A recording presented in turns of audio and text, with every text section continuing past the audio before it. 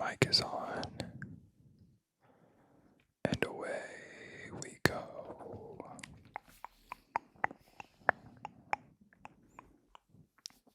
Today, we are going to be flipping through this special edition of Time magazine.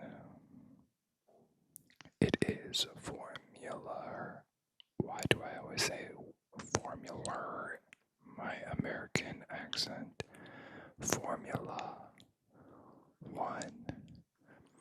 F1 comes to America faster, smarter, and sexier than ever before.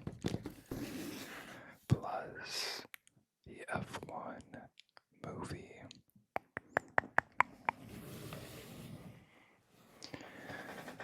I just wanted to say I am more than thankful for everyone that has stayed and watched and subscribed. We are at over 300 subscribers now, and this is the first video that I've made in over a month. I have been going through some stuff in my life, and I actually just moved halfway across the country, so I haven't had my setup, my desk. As you can see, everything is still kind of a little wobbly. It's not all secured into place. But, instead of waiting for it to be perfect again, I was like, I just need to make a video because I miss you guys and I miss doing this and I miss interacting with you, and the comments are great, and I love being able to comment and take suggestions and kind of just like let you know where I am. But when I'm not putting out content, it's, hard to do that. So again, I apologize. I don't have my chair, so if you hear squeaking, this is not the perfect setup. But I just wanted to get another video out there. So this is Time magazine, and we are going to flip through it together. I plan on doing a British Grand Prix Silverstone recap, as well as, what is the race that we just had? The Dutch Grand Prix. But I got this a couple of weeks ago, and I got it for us, so I have not even opened it yet. And I wanted to save it for this with you all. So this is Time magazine Formula 1.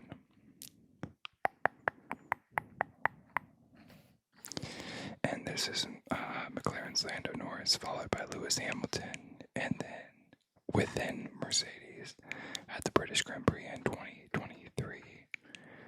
So Lando Norris with the chrome livery, and then Lewis Hamilton, and then Oscar Piastri, and then George Russell. I'm assuming that's a Mercedes, and then an Aston Martin. So in the content, you will see we have Formula One's dramatic comeback, speed, glory, and glamour, the road they traveled, and the fastest in the driver's seat. This was the livery. I will tell you this right now. This is Red Bull. This is Max Verstappen, and I believe this is at Dakota because of the stars, and you can kind of see the red. Well, let's look. Red Bull's Max Verstappen drove in the qualifying session of the Grand Prix at the Circuit of Americas in Austin, 2023.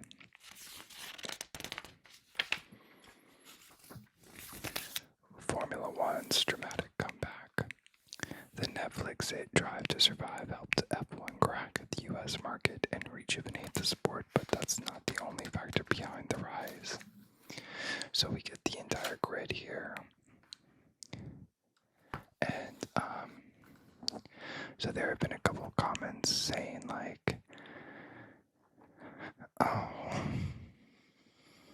here's a Drive to Survive fan, and I don't take those personally at all. I actually welcome them.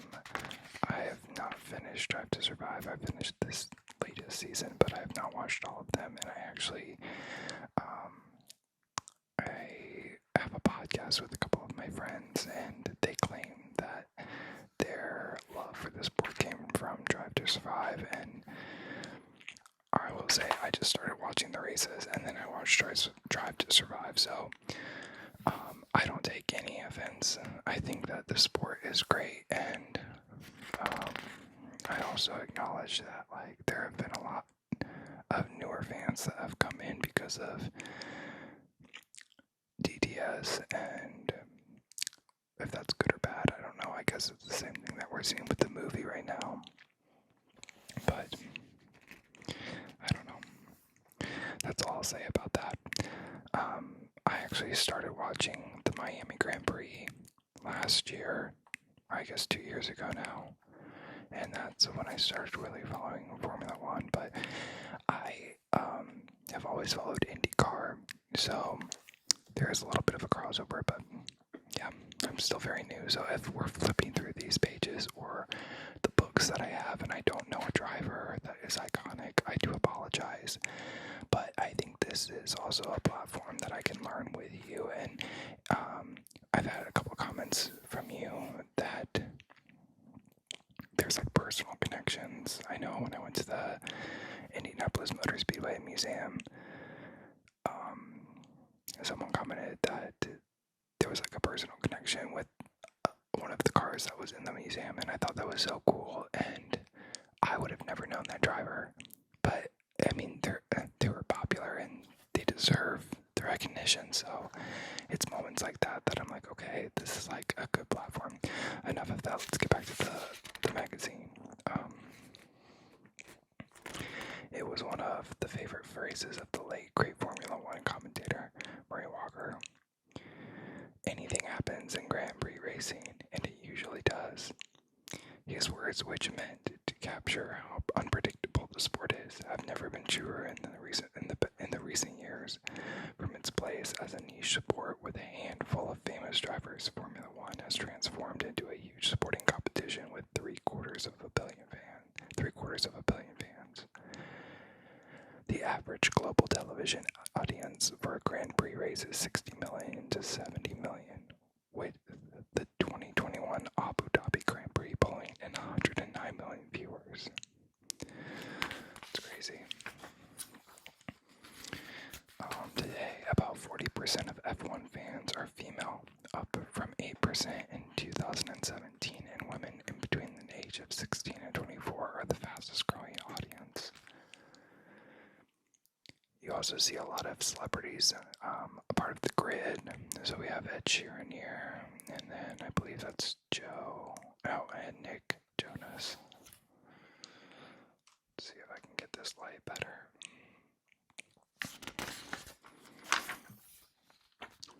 Away we go.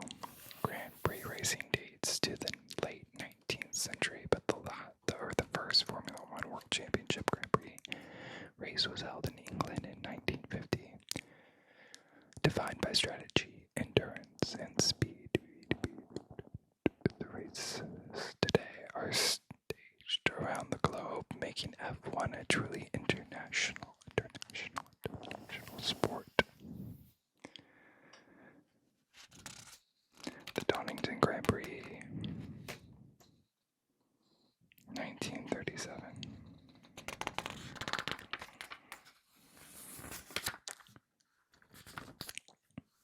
You can see the difference in the chassis of the vehicle.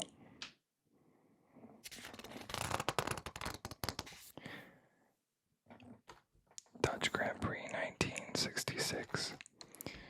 Scotland's Jim Clark in his Lotus won the Dutch race 4 times, more than any other driver, but took third in 1966.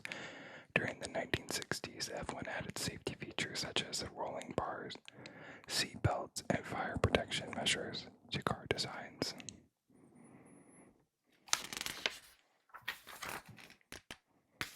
Oh wow. This was the Spanish Grand Prix. Stewart in the blue car passed a fire crew hosing down the cars of Jackie Oliver and Jackie. Okay, here we go. Ick. I'm gonna get ripped over the coals for not knowing that. Who had collided during the race. Ick is icky. Ick was slightly burned but was able to compete in the next race. Oliver was unharmed. It's crazy how much these cars have improved in safety measures. Take Romain Grosjean, for example. Like, that is like the most recent example of like safety precautions with fire.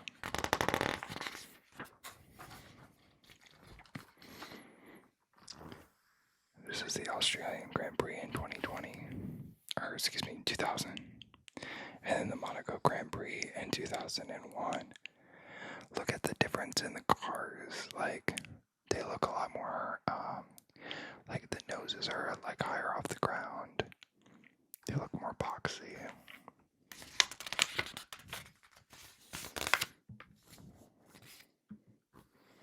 This was the Belgian Grand Prix in 2018. After being hit by Nico Hülkenberg, Fernando Alonso and his McLaren flipped over the Sauber of Charles Leclerc, and the drivers were unhurt but were eliminated from the race.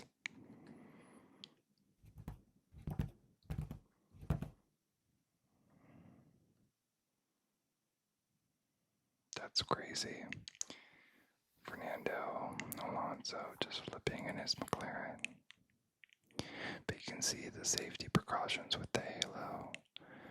Like, that is just wild. And also, it says the Sauber of Charles Leclerc. Well, I mean, it's Alfa Romeo, but all of these name switches. But like, look at him, he's just like, just wild. Okay, this chair is annoying me. This is the Italian Grand Prix in 2022. The second place finisher Charles Leclerc popped champagne in front of fans at the Monza track. First place went to Max Verstappen. And I believe Charles Leclerc won last year, 2024, in Monza, and had a big reception right here.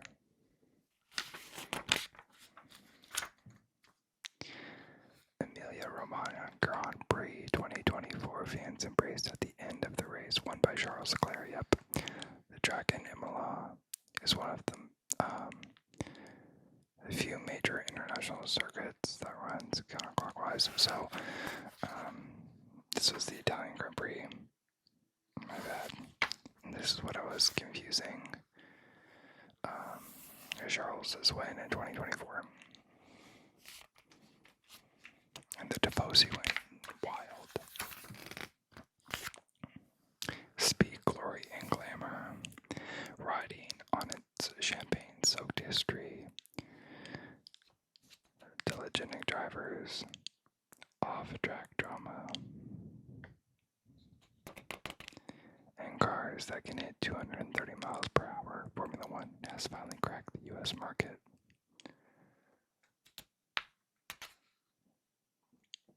Telegenic. Did I say telegenetic?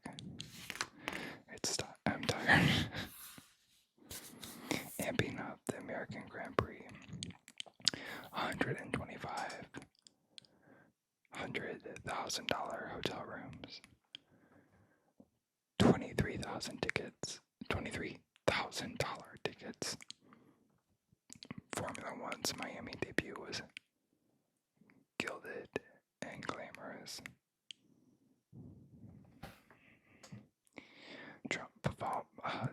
Palm trees and a fake marina with yachts are two of the distinctive features of the Miami International Autodrome.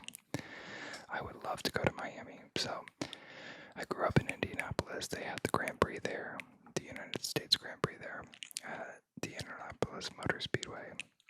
And then they switched it after multiple incidents. and went to the Circuit of the Americas that was built in Austin, Texas. I went to the 2024 United States Grand Prix, and I would love to go to any Grand Prix, don't get me wrong, but there's something about Miami and Vegas that it just doesn't. I think I would rather go out of the US to go see a race. I mean, Vegas and Miami, they're both street circuits, so I've never been to a street circuit course, and I just don't know if I don't know. I feel like I want to go and sit where like fans are meant to be sitting, if that makes any sense, but I don't know. Above, Taylor Swift performs a 15-song set at Coda in 2016. Above, Max Verstappen competed at the track in 2022. I didn't know that Taylor Swift was at Coda in 2016.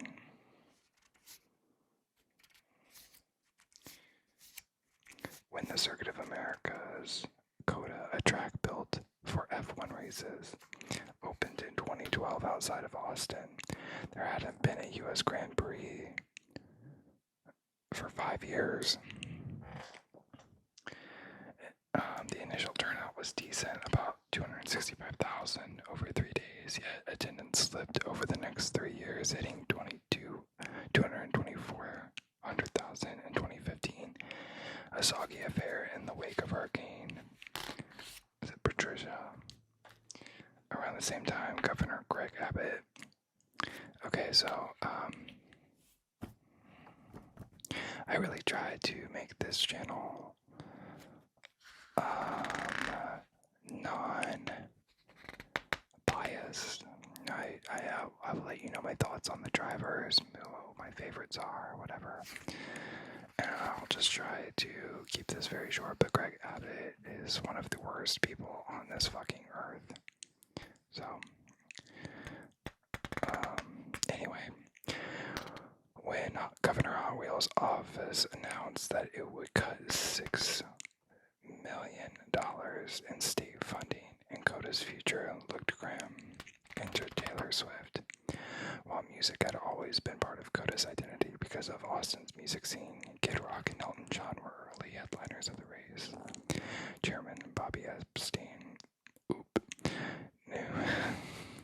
knew he needed more to save the Grand Prix. He got in contact with Swift, who had spent 2015 promoting her album in 1989, did not have a concert scheduled for 2016, and agreed to play. So on Saturday, October 22nd, after watching Lewis Hamilton lead the qualifying session, thousands of fans stayed to watch Swift perform 15 songs set. By the end of the weekend, Coda had drawn a record crowd, nearly 270,000. Coda was back. We went from it's all about the race and that's it to let's include some more people. I will say, I don't remember who was there. Sting was there last year, I think. Garth Brooks is there this week. I am so tired, y'all. Sting was there last year. Garth Brooks and Kygo are there this year. And I don't know if I'm going to go or not, but I didn't stay for the concerts. I was so tired.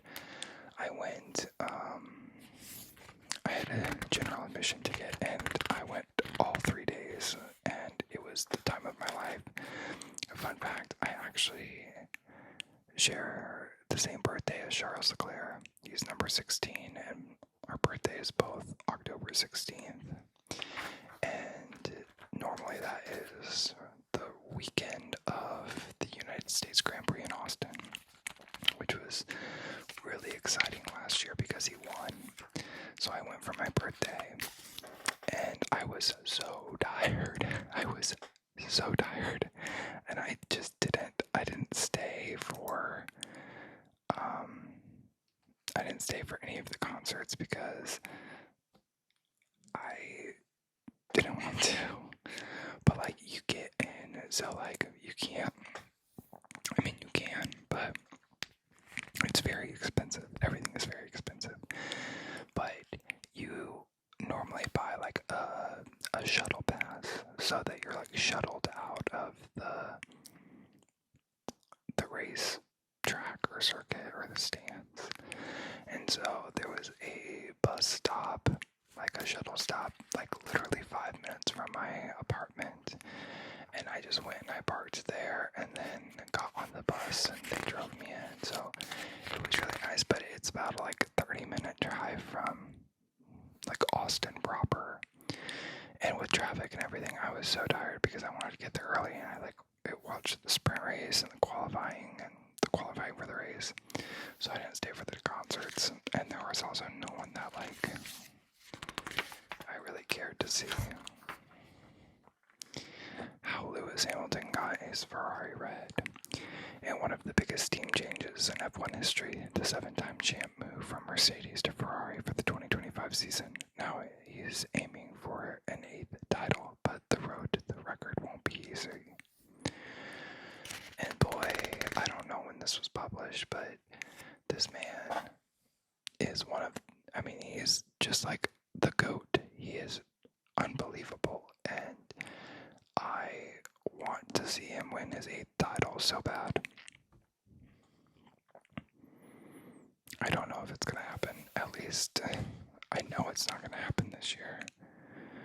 And I don't know. I mean, I want to see Lewis drive forever. I'm not going to hate on Lewis. And I say this with all of the love in my heart. Ferrari, I don't know what they're doing. I don't know what they're doing. They have 2 of the best drivers. Oh, they have one of the only GOATs in this. I mean, Lewis Hamilton and Max Verstappen are, I would say, the 2 drivers on the grid currently that have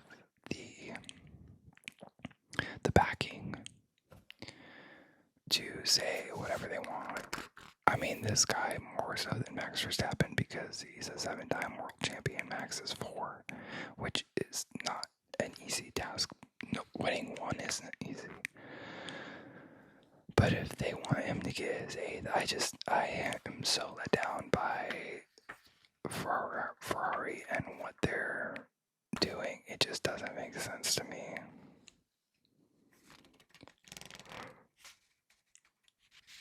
But I do love Lewis Hamilton, and I do love Charles Leclerc. This is Hamilton here with Fred Vasseur.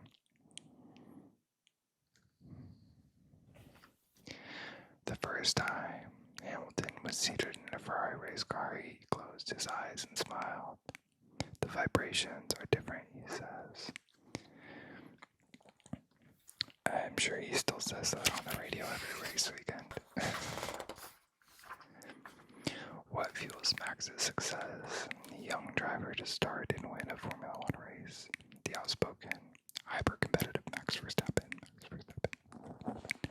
has won dozens of Grand Prix races and is one of the most controversial figures in the sport. And so here he is celebrating his win in Bahrain in 2024.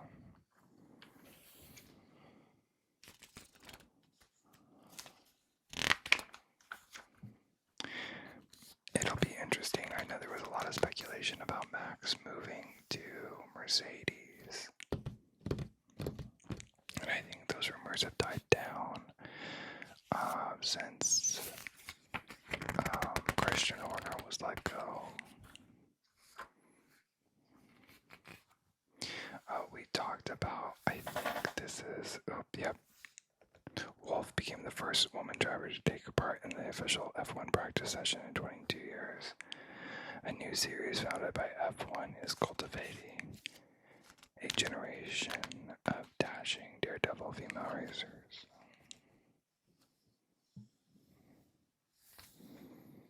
Susie Wolff is just wild. She wants other women to know there's a place for them in motor racing, particularly Formula One, the popular and glamorous international racing series historically associated with male drivers. Okay, F1 the movie, Hollywood goes full throttle. Warner Brothers racing flick starring Brad Pitt.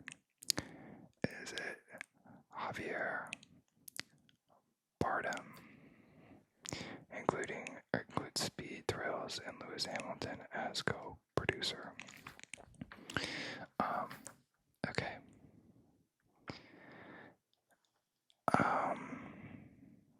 I saw the movie, and I'll tell you, everyone was talking to me about, are you gonna go see the movie? Like, when are you gonna go see the movie? What are your thoughts on the movie? Are you so excited for the movie? And my response was like, I'll see it when I see it. I'm not rushing to the theater. I watch this every week religiously. I watch the real thing. I don't need to go see the movie. And I did, and I will say I truly enjoyed it. It was very well done. I enjoyed the cute little storyline. I did enjoy a lot of the shots that they got from actual races. And I will say, like, the storyline is like, I mean, it's very fabricated.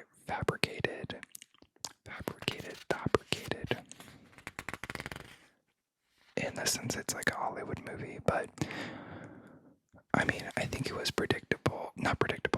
realistic in a sense. I think it was predictable in a way too, but I do think that it was realistic, and I did enjoy the movie overall. Honestly, I was just more jealous that Brad Pitt got so much access to those cars and got to drive those cars. But I mean, I recommend the movie. I would rate it like a 7, maybe 7.5 out of 10.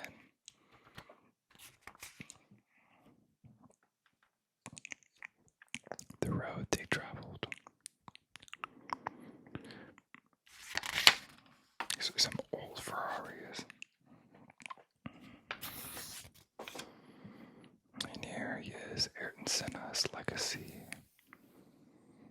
The iconic Brazilian driver brought heart and emotion to the racetrack in the late 1980s and 90s, but it was his tragic death that changed Formula One by prompting the sport to overhaul safety regulations. On May 1st, 1994, at the start of the 7th lap at Italy's San Marino Grand Prix, 34-year-old Ayrton Senna crashed his newly designed Williams race car into a concrete wall at 145 miles per hour. Later that day, the Formula One driver, winner of 3 championships, was pronounced dead at a local hospital, sending shockwaves throughout the racing world and his home country of Brazil. The event makes up the first brief sequence in Senna, a 6-episode Netflix miniseries that traces the majority of his adult racing life and his ascent to the top of the sport and the process of achieving greatness on the track. He finished his 10-year career with 41 victories, 65 pole positions, and 80 podiums. Senna became one of the few drivers to transcend the sport itself. He was both a global superstar and a national hero to Brazilians who gathered around the television every time he strapped into his car and flipped down his helmet lid. When he drove, everyone watched.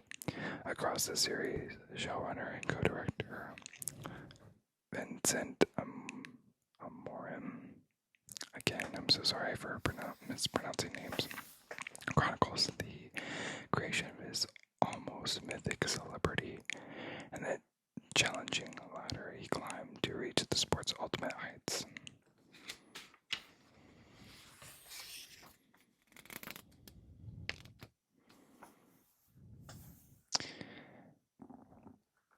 Yeah, here.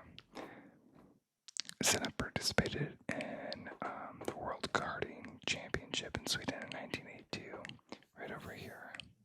And then above, Senna's car was removed from the track in Imola where he was killed.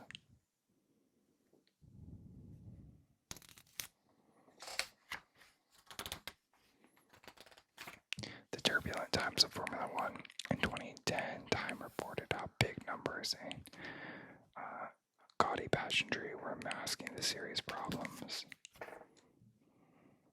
Michael Schumacher, driving for Mercedes, crashed into the back of Vernay at the Singapore Grand Prix in 2012. I can't say it. I know exactly what it is, but I can't say it. So again, roast me over the coals. I apologize. Jean-Eric Vernay at the Singapore Grand Prix.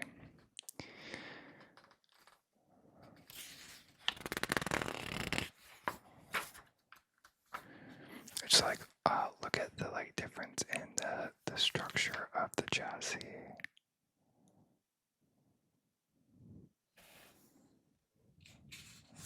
And then 2026, next year, we're going to get an even newer design of the car. Sebastian Vettel and Michael Schumacher right here.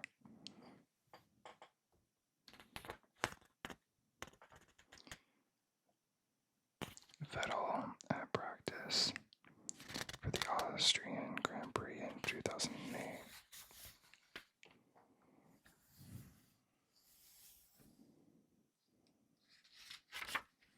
Bernie Ecclestone, the rise and fall of Formula One czar.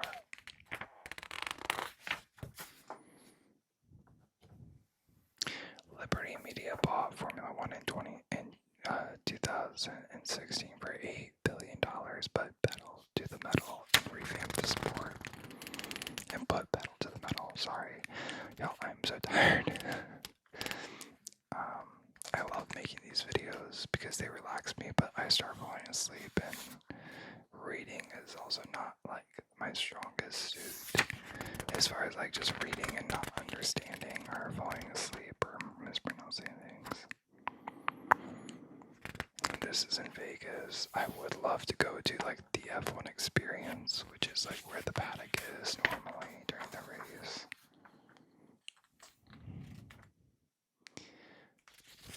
Though the pandemic devastated Formula One in many ways, it also gave Liberty an opening to discuss revenue with teams. Is that Megan Thee Stallion? Yeah, in Austin in 2021. I saw her, I think, in 2021 at, it was either 2021 or 2022. I think it was 2021 at ACL, which would have been right around the same time. I remember I actually performed at ACL last year, both weekends. I backup danced, and I did that weekend 1, weekend 2, and then weekend 3 of October was my birthday and F1. I was tired. Look at Danny Ricciardo.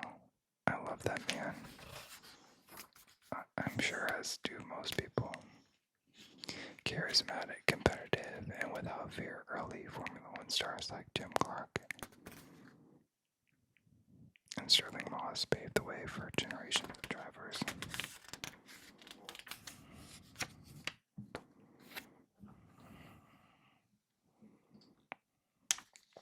An article about Jim Clark.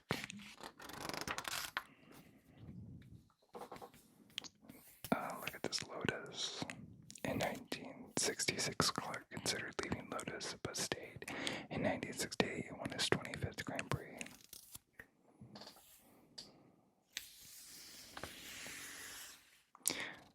Jackie Stewart was born in 1939. The three-time Formula One world champ became one of the sport's most vocal safety advocates.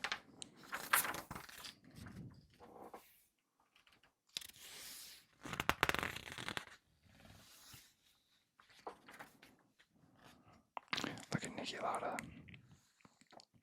Yeah, so the Austrian champion recovered from a near-fatal accident through sheer force of will. His entire his entire body was burned, but his face was pretty much scarred for, life.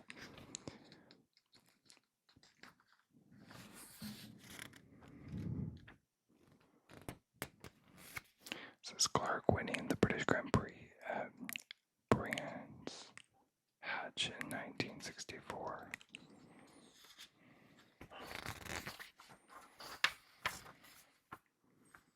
Nigel Mansell.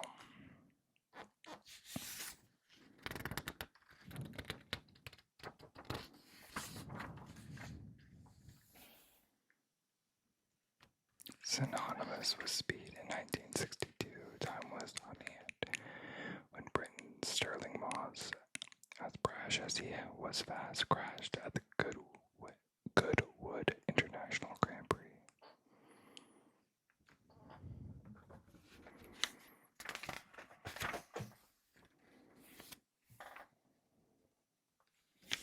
Just look how far these cars have come. Michael Schumacher, 7-time world champ, was one of the sport's best and most ruthless drivers. Him and Lewis are, I believe, are tied for the most world championships with 7. And then, like I mentioned here, is that for 2026, F1 cars will be about 8 inches shorter and about 66 pounds lighter than the 2025 models, as part of the F1's commitment to sustainable fuels, and cars also will have a battery that is about 3 times more powerful. So, I mean, we'll see. Everyone is starting on the same kind of play. I mean, they aren't, but they're kind of starting all over again, on the same level. So it'll be interesting to see. And we have 2 new teams, Audi and Cadillac. These are cool posters throughout the years. 2012 Austin. I like Austin. Obviously, I'm biased. I like Grand Bahama Grand Prix. 1990.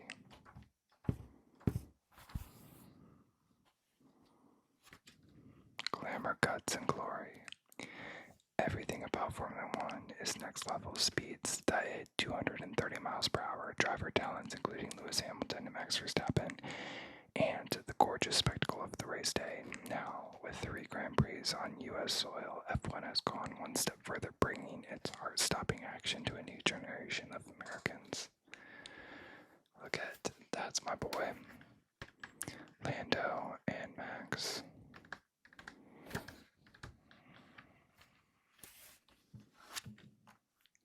So thank you for putting up with my sleepy reading. Thank you for flipping through the pages with me.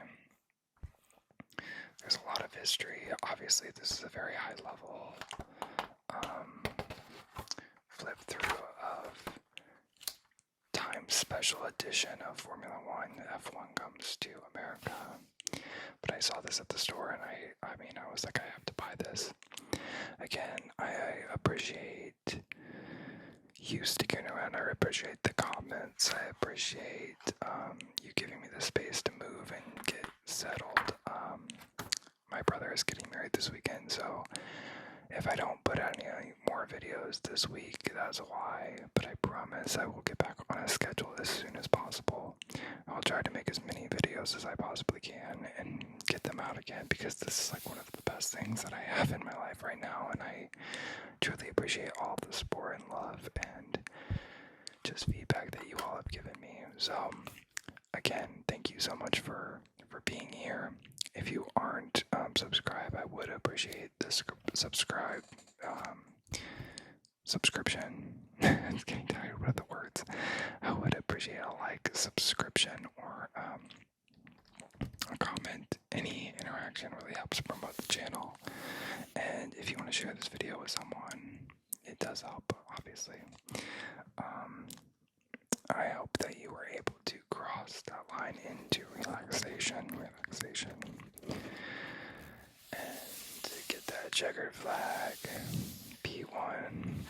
I'm about to be P1 in my bed right now. That sounded weird, like I was gonna pee in my bed. P1 meaning first position. I'm gonna stop talking. I'm so tired. But yeah, finished line.